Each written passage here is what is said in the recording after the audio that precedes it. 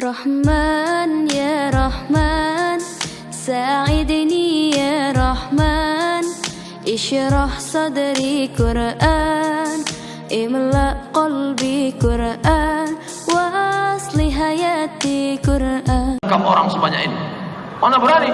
Tapi kalau ada yang pulang duluan, itu akan diterkam serigala.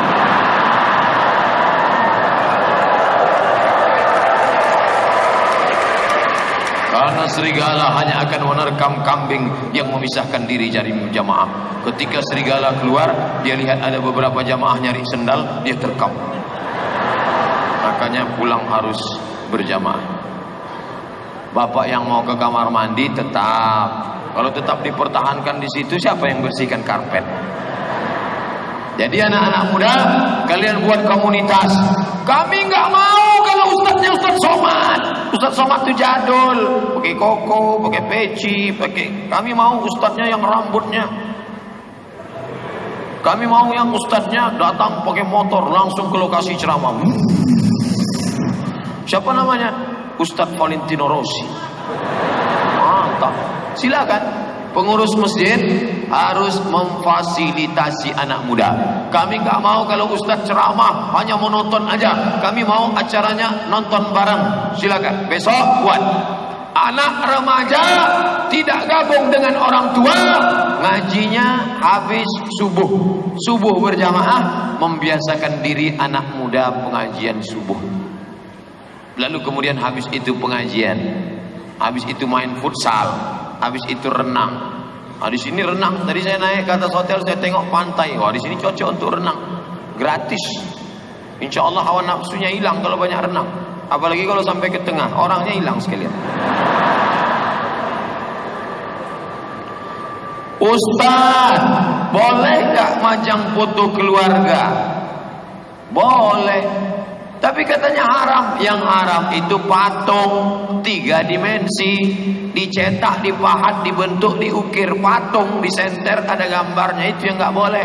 Malaikat nggak masuk ke rumah kalau ada patung. Tapi malaikat yang nggak masuk itu malaikat rahmat, malaikat maut masuk. Foto keluarga, bapaknya sopan, ibunya pakai jilbab. Yang foto keluarga yang belum hijrah dulu jangan dipajang. Bapaknya pakai celana pendek, ibunya pakai baju pendek, you can see. Jangan dipajang di ruang tamu. Nanti temannya lihat, emakmu cantik juga dulu ya. Nah, jadi yang sopan, pakaiannya pakai hijab, bagus, nggak salah. Ustaz, kok lain dipencet lain keluar. Ustaz, apakah ketika i'tidal kita boleh bersedekap atau tidak? Mohon maaf Pak. Sami Allahu liman hamidah. Tiba-tiba dia bersedekap. Sami Allahu liman hamidah. Boleh nggak bersedekap? Boleh. Dalilnya mana? Dalilnya umum. Nabi setiap tegak bersedekap. Allahu Akbar. Allahu Akbar. Ketika bangun dari ruku itu, Sami Allahu liman hamidah. Itu tegak apa tidak tegak? Tegak. Maka dalam hadis dikatakan Nabi setiap tegak bersedekap. Itulah dalil yang dipakai oleh mereka yang setiap tegak bersedekap. Asal tegak bersedekap. Tapi dalam sholat, di luar sholat enggak. Ada juga yang di luar sholat pun bersedekap. Bersedekap. Jadi enggak usah dipermasalahkan antara bersedekap dengan enggak bersedekap.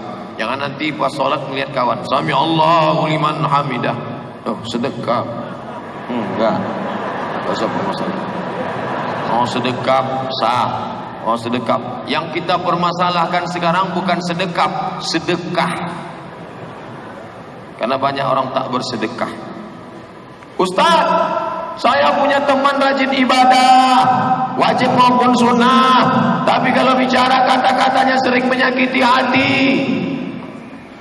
Tiang patah bisa disambung, kaca retak bisa direkat, hati yang sakit kemana obat akan dicari. Oleh sebab itu kau jaga hati. Itu pesan A.A. Gim. Jagalah hati, jangan kau sakiti. Jagalah hati, lentera hidup ini. kau sentuh tepat di hatinya, dia akan jadi milikmu untuk selamanya. Oleh sebab itu jangan kata-kata kasar. Ada orang yang mati hari kiamat, sholatnya banyak, puasanya banyak, zakatnya banyak, hajinya banyak, bininya banyak, tapi nanti di akhirat ternyata apa yang terjadi? Amalnya habis gara-gara apa? Dia lebih mengerikan daripada peluru dalam game online.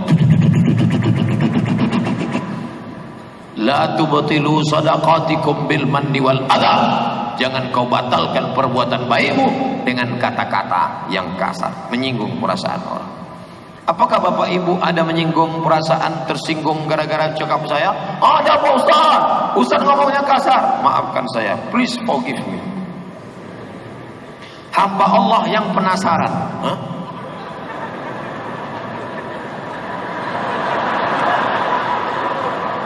Apakah cadar itu ajaran Islam? Lebih 20 hadis bercerita tentang cadar. Satu lagi bercerita tentang tidak cadar. Ulama yang meyakini cadar wajib di antaranya Syekh Tuikri, Syekh Abdul Aziz bin Baz, Syekh Ibnu Utsaimin. Mereka ulama Saudi Arabia sebagian mengatakan cadar wajib. Sedangkan ulama Mesir, Syekh Muhammad Al-Ghazali, Syekh Yusuf Al-Qardawi mengatakan cadar tidak wajib, hanya dianjurkan. Maka kalau ada anak-anak gadisku yang bercadar, bagus. Dengan bercadar kalian sudah menjaga mata dosen kalian. Karena kalau tidak, dosen itu nulis pun sampai ke bawah. Nah, jadi adik-adik mahasiswi sekalian, ya. Pak miring Pak. Oh ya. Loh, Ustaz kok tahu? Saya kan dosen. Maka dengan kalian menjaga. Adapun orang yang ngejek-ngejek, kenapa ketika ada perempuan celana pendek kau enggak ngejek? Kenapa ketika ada perempuan celana sempit kau enggak ngejek? Kenapa ketika ada perempuan celana jin kau enggak ngejek? Tapi ketika ada orang pakai cadar kau ejek. Hai ninja, hai zombie. Berarti otakmu sudah disusupi setan. Yang marah setan. Jadi Ustadz menganjurkan cadar. Saya tidak ikut yang wajib, tapi bagi yang bercadar bagus. Yang enggak bercadar enggak apa-apa. Tapi bagi yang mewajibkan cadar, dia katakan cadar wajib. Yang enggak bercadar haram. Saya tidak. Assalamualaikum Ustaz. Waalaikumsalam. Apakah jika seorang ibu menzolimi anak sendiri berdosa? Karena yang dia amat benci karena hidupnya susah, sementara anaknya hidupnya berkecukupan, disanjung dan disayang. Oh, ini ibu tidak adil. Fattaqullah, takutlah kamu kepada Allah. Wa'dilu baina auladikum. Bersikap adillah kamu di antara anak-anak kamu. Bahkan kalau anakmu itu autis, anakmu itu perlu perhatian khusus, anakmu yang sekolah di SLB, itu adalah kehendak Allah. Ketika janin berumur 40 hari dalam bentuk air, 40 hari dalam bentuk darah, 40 hari dalam bentuk daging, datang malaikat meniupkan roh. Engkau tidak pernah minta dia jadi anakmu, dia pun tidak pernah minta engkau jadi ibunya. Itu Allah yang memilihkan. Kau yang membenci anakmu, kau yang tak adil pada anakmu karena dia cacat, karena dia miskin, maka engkau sudah menolak takdir Allah Subhanahu wa taala. Rusak akidah. Apakah seorang anak yang benci oleh ibunya, yang tetap menjaga hati ibunya, masih mendapatkan ridha? Ini bukan anak durhaka, tapi ibu durhaka. Si anak tetap mendapat ridha. Ridha Allah fi ridha walidain. Ridha Allah terletak pada ridha orang tua. Orang tua yang bagaimana? Orang tua yang takut kepada Allah Subhanahu wa taala. Adapun orang tua seperti istrinya Lut, seperti istrinya Nuh, perempuan durhaka, maka tak ada surga di tapak kakinya. Maka hai anakku yang kau berbakti, jangan sampai kau takut. Jangan sampai kau takut, karena ibu seperti itu tidak akan memberikan mudarat apa-apa kepadamu. Ustaz, gimana caranya biar sholat kita khusyuk? 5 langkah. Yang pertama, ketika berwudu khusyuk, ambil air masuk ke mulut, keluar dosa lidah. Ambil air siram muka, keluar dosa biji mata. Ambil air siram tangan, keluar dosa dari jari-jari tangan. Ambil air sapu kepala sampai lubang telinga, keluar dosa-dosa dari isi kepala kotor, pikiran kotor. Ambil air siram kaki, keluar dosa dari celah-celah jari kaki. Maka waktu wudu khusyuk. Makanya sambil wudu nggak boleh ngomong. Ini wudu sambil ngomong, HP tetap. Iya, kan kemarin udah. Iya. Iya, sebentar ya. Iya. Nah, boleh. HP mati. Habis itu berdoa. Asyhadu an la syarika la asyhadu anna Muhammadar Rasulullah. Allahumma ij'alni minat tawwabin waj'alni minal mutatahhirin waj'alni min ibadikas sholihin. Dari tempat wudu ke tempat salat, dua. Enggak boleh tasbih. Kertak. Enggak boleh tasbih, enggak boleh. Yang boleh tasbih. Subhanallah. Bro, gimana nanti habis sholat kita makan ya? Subhanallah. Gimana kita makan sholat? Subhanallah. Aku yang bayar, oke.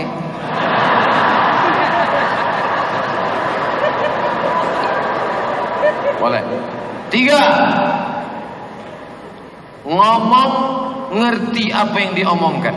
Inna salati wa nusuki wa mahyaya wa mamati lillahi rabbil alamin. Makanya ngaji sama ulama.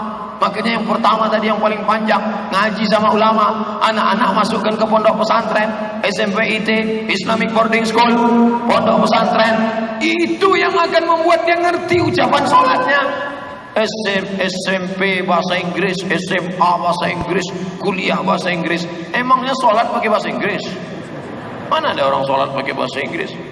Inna sholati, my praying, wa mahyaya, my life, wa mamati, my die, lillahi ta'ala, for you, oh my God. Mana ada? Bahasa Inggris mantap, silakan bahasa Inggris. Tapi bahasa Arab, buka kursus bahasa Arab. Panggil habaib dari Hadramaut Taman Tarim, dari Daril Mustafa, dari Al Azhar Mesir. Banyak ustaz kita buat kursus supaya ngerti apa isi salat. Inna salati wa nusuki wa mahyaya wa mamati lillahi rabbil alamin. 3, connect antara mulut dengan hati. Nabi kalau salat mulutnya bergerak. Ya Allah, ya, apakah kalau Nabi itu sholat mulutnya bergerak atau enggak? Kata Khabbab, Nabi kalau sholat mulutnya bergerak. Dari mana kamu tahu? Bittirabi lihyati. Saya tahu Nabi mulutnya bergerak karena saya lihat jenggotnya bergerak. Jadi sholat, ada orang yang sholat mulutnya diam aja.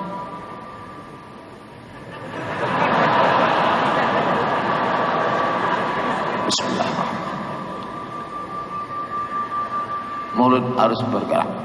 Connect apa yang kau ucapkan, itu yang connect di hatimu, itu yang kau pikirkan. Bismillahirrahmanirrahim. Qul huwallahu ahad, Allahus samad.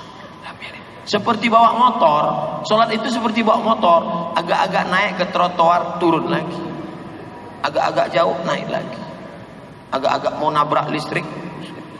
Begitu dia, harus bukan hilang kesadaran. Yang kelima, doa. Jangan lupa doa, minta sama Allah. Ya muqallibal qulub, wahai engkau yang membolak-balikkan hati, sabit qalbi, kokohkan hatiku ala dinik, dalam agamamu, wa ala taatik. Tolong aku ya Allah, ini hatiku bukan punya aku tapi punya engkau. Bimbing aku dalam khusyuk kepadamu ya Allah. Mudah-mudahan Allah memberikan khusyuk pada kita. Nggak habis-habis. Bagaimana kalau kepala keluarga tidak berani jadi imam di rumah karena bacaan kurang baik? Saya nasihatkan sama ibu-ibu, ibu jangan terlalu menuntut bapak terlalu banyak, nanti dia lari. Kalau bapak membangunkan ibu nanti malam ngajak tahajud, dia ambil air dibangunkannya ibu. Itu kalau nikahnya udah 20 tahun. Tapi kalau yang baru-baru honeymoon bulan madu, wake up my darling, wake up my honey, Lalu dia pimpin sholat. Usolli sunnatat tahajjud rak'ataini imaman lillahi ta'ala. Allahu Akbar. Diam aja, sabar. Berarti dia baru latihan imam sholat zuhur. Sholat zuhur kan gak bunyi. Dia di kantor diam-diam, dia sedang latihan. Jangan resek. Masa imam gak bunyi? Jangan. Bersyukur, ya Allah, aku bersyukur sudah kau kirimkan seorang imam. Sementara tetanggaku di sebelah suaminya pulang dalam keadaan sakau. Aku bersyukur kau kirim seorang imam, ya Allah. Masalah dia bunyi enggak masalah, ya Allah. Nanti lama-lama bunyi juga ini. Yang laki-laki kalau mau jadi imam latihannya zuhur dulu. Karena zuhur itu modalnya takbir aja. Allahu Akbar.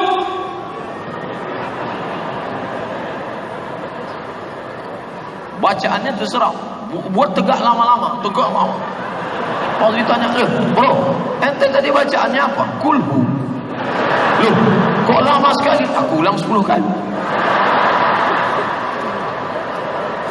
Nanti sudah agak-agak lama baru. Oh, bismillahirrahmanirrahim. Alhamdulillahi rabbil alamin. Ar-Rahmanir-Rahim. Maliki yaumiddin. Iyyaka na'budu wa iyyaka nasta'in. Ihdinas siratal mustaqim. Siratal ladzina an'amta 'alaihim ghairil maghdubi 'alaihim waladdallin. Amin. Bismillahirrahmanirrahim. Inna a'tainakal kautsar. Untuk pertama-pertama pilih ayat yang pendek-pendek aja dulu. Jangan langsung Ar-Rahman. Ar-Rahman.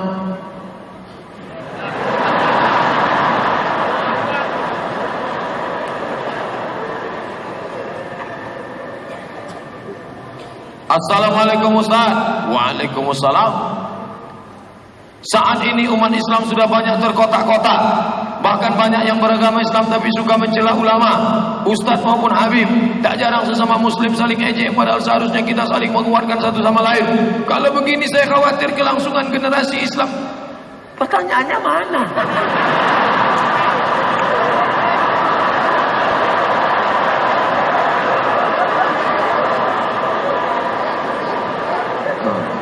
Ini adalah anak muda yang gelisah melihat keadaan umat. Anak muda gelisah, anak muda ini luar biasa. Sekarang anak muda gelisah motornya nggak hidup. Anak muda gelisah pacarnya ditelepon nggak ngangkat, di WhatsApp nggak balas. Masih ada anak muda dari Balikpapan yang gelisah dengan keadaan umat. Inilah yang akan menjadi pemimpin masa depan. Saya lihat gambarnya dulu. Terlihat dari wajahnya, pria muka soleh. Oleh sebab itu maka kenapa umat ini terpecah-pecah? Ini adalah ujian. Tapi ternyata malam ini tidak nampak mana NU, mana Muhammadiyah, mana Al-Wasliyah, mana FPI. Semuanya melebur menjadi satu, bersatu dalam la ilaha illallah. Alhamdulillah. Ustaz, bagaimana taubat yang benar? Hehehe.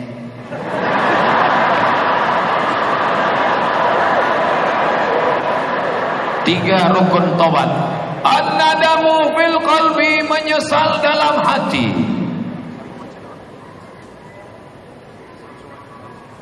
Menyesal dalam hati.